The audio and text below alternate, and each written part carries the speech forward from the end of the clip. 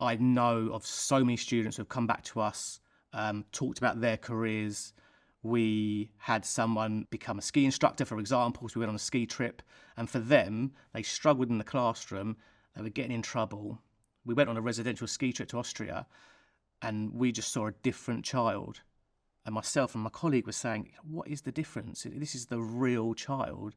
It's because they were engaged, because they were focused, because they were doing something that they loved. And I would say that comparing work to school, at school you're in a very structured environment, and it's generally speaking not set up very well for dyslexics to succeed. Whereas I think that a lot of dyslexic people do very well in unstructured environments. And work, a lot of the time, is an unstructured environment. You have to respond to a sales call, or you have to come up with a new idea, or everything changes last minute. At school, I was always struggling. It was always a battle, and I wasn't as clever as most, and etc. But then I'd do like a part-time job at the golf course, or I'd go and work in the local kitchens, and I'd always flourish. Like, it was really bizarre, like rubbish at school, but much better than everybody else at sort of my age at work. I remember working on the golf course and one of the greenkeepers being like, oh, you've just got so much more common sense, I think they put it, than most of the kids that we have. So I had this lovely job in school and I loved being a teacher, but actually I found it very difficult to comply. I found the planning really difficult. I found writing the reports really difficult. From a mental perspective, in a corporate setting, I was sort of, my motivation and confidence was impacted by dyslexia. Obviously, having to have your external emails checked by your boss, slows the work rate down. It makes you seem like you're a less valued member of the team. I actually went through assessment centres before I got offered my first job, and some of them had these aptitude tests where if you fail, you don't get through to the next round. And it was very frustrating because I felt like some of these aptitude tests basically just discriminated against dyslexic people because they were sort of focusing on things like processing speed, which I personally knew that I wouldn't be as good at. And I felt like that was a real shame because you're sort of basically taking, you're trying to get your workforce to fit a fairly generic mold. It doesn't matter if somebody doesn't score as well as an aptitude test.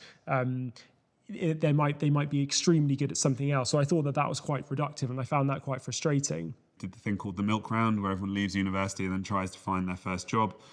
And I did lots of these kind of recruitment fair schemes. And the company I really wanted to work for was Accenture. I had it in my mind that Accenture were there. And then I got to the Accenture kind of last round workshop day or whatever it was. And the first thing they did was they gave us like a 6-page story to read. And you had, 15 minutes to read the 6 pages and 15 minutes to prepare. And I said to the guy, I was like, I'm dyslexic. There is no way I'm going to get, under pressure, I'm going to read 6 pages of text and then be able to kind of, and, I think I got through about 3 or 4 pages, tried to scribble something down and ultimately didn't make it through. But, the assessment centre and the way it was put together was always going to make me fail. I think it was really interesting. I was reading about an actor who has dyslexia, and they were saying, I had to say to the director or the producer that I work with, if you change the script, I cannot do the scene just like that. I need 24 hours. And I think my takeaway from that was really saying to students, you have to advocate for yourself. And it's okay to say, I need time. It's okay to say to a teacher, I need some more time on that test. Is it possible that I could, finish that during one of my learning support lessons? Or could I have some additional time when I could complete that task? If it's a writing task. And I think really empowering the individual to ask for what they need. When I came into my first job, I didn't disclose my dyslexia. It was something that I felt would be held against me. But I think now, if I was working in a regular company, I probably would. I think that people are now more aware of some of the benefits that having dyslexia might have. That's where I think actually a lot of dyslexic people, when they enter the world of work, things start to go much better for them, much better than they did at school. And so it can be quite a nice experience for a lot of dyslexic people.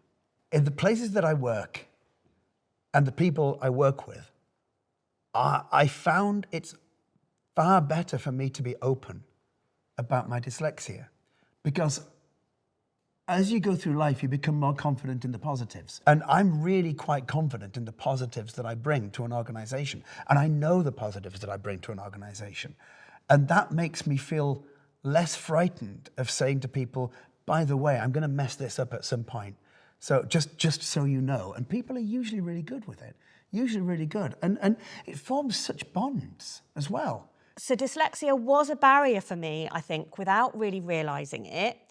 I think since I've worked for myself, and I've done that for about 9 years now, I think, again, people with dyslexia have very entrepreneurial strengths, but we don't necessarily work in a 9-to-5 way.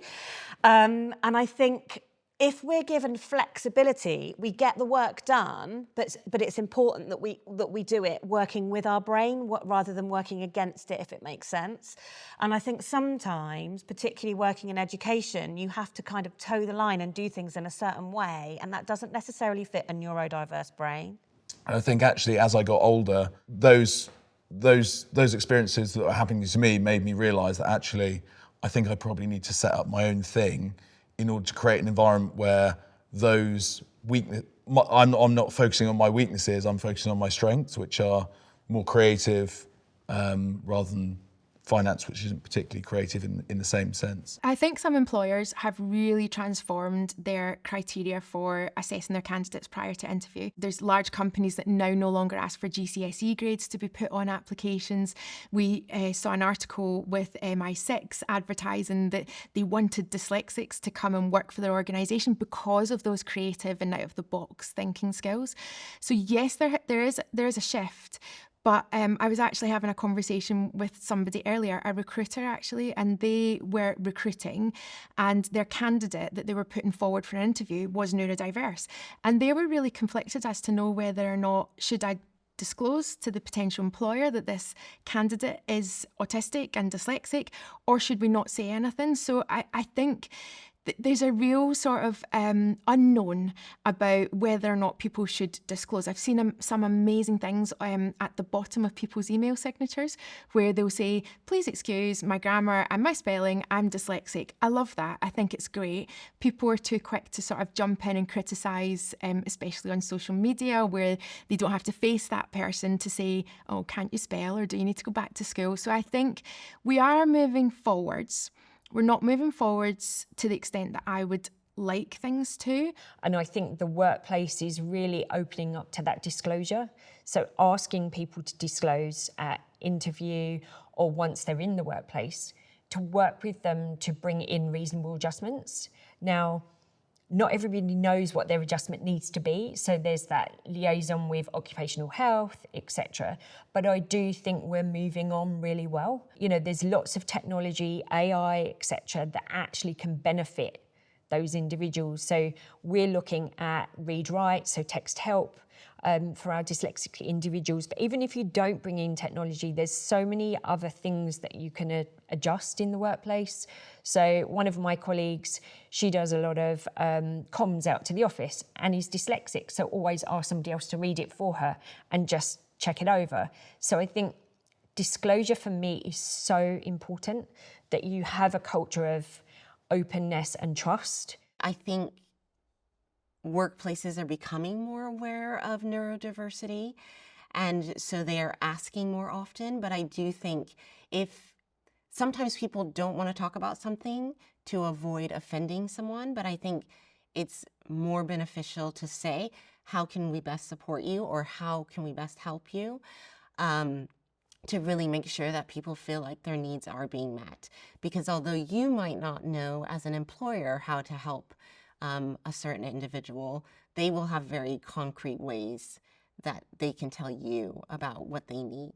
So I'm quite active on TikTok, and I quite often get comments all the time or messages saying, how do I make my workplace understand, like they're still not understanding that it's going to take me longer to do that, or that I might need technology. So I think there's a long way to go, because I think one size doesn't necessarily fit all. And I think we're at the stage where almost it's like, well, we'll just pop Grammarly onto the computer, and that might work for some people, but it doesn't necessarily work for everybody. I think work environments now where we are in this day and age, it's a lot more accessible in the way that with assistive technology and AI, I think we're equipping our students to be able to use that successfully as their main way of recording information. And so if businesses and workplaces have that set up and they're happy to use it and implement it, then that already makes the environment more accessible for anyone with dyslexia.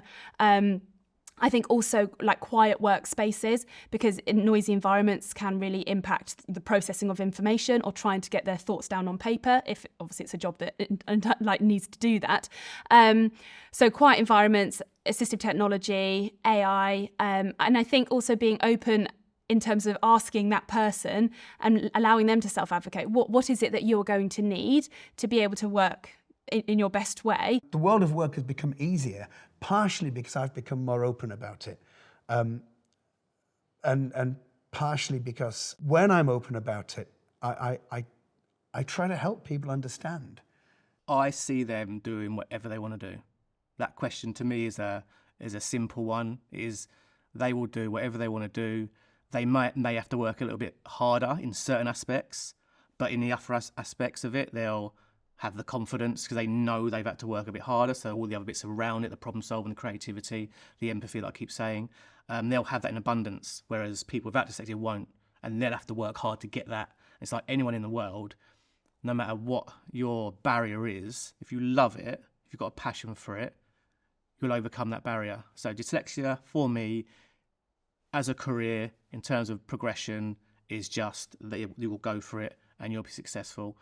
I want to be a meteorologist, so because I have dyslexia, I am more determined to do my future job than some other people. And I think like with teacher support and maybe my father's support, I can get there.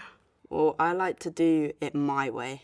Like, I don't like getting told what to do. So I'm excited for hopefully being able to do something what I want to do, and not get told what to do as much as at school. I'm not fully sure what I want to do yet, but I think it's very rare that you'll find a teenager that knows exactly what you want to do when you're older. But I know I definitely want to work with people because people are my strength. I like talking to people, communicating with people. I think that's always been my biggest strength. Not so much like writing or no. Once you learn to embrace dyslexia and yourself, I think that's when you realise like you can just go for it, and you know, like no one should be stopping you. You should make the most of your life. Even if you think dyslexia is holding you back, it won't. Like if you make sure you embrace it, then it can't hold you back, you know, because if you're doing the right thing, then why should it?